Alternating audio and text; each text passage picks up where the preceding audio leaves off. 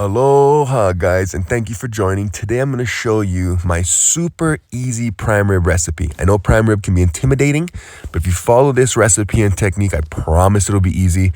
We do this every single Monday for about 1.5 years. It's foolproof, delicious, works every single time. Start with good quality prime rib, and I let it sit in the refrigerator overnight to dry out uncovered, but if you don't, just pat it really dry with a towel so there's not a lot of blood. I start by always seasoning the bottom. That way the seasoning will stick and stay on the top. I start with Hawaiian salt. If you don't have Hawaiian salt, use sea salt or kosher salt. But make sure, guys, this is the important part. You season generously. Season generously. After the Hawaiian salt, I'm going to put black pepper and white pepper. And then finish it with granulated garlic. I don't put a bunch of different seasonings. You can put whatever spices or whatever you want on top of it. That's not the important part. The important part is that you season heavily because this is a big piece of meat.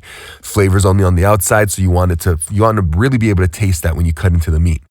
After you season it, throw it in your oven. Here I'm putting it in my smoker at 250 degrees, okay guys? I do it for 3 hours until the internal temperature hits 130. Then this is the easy part.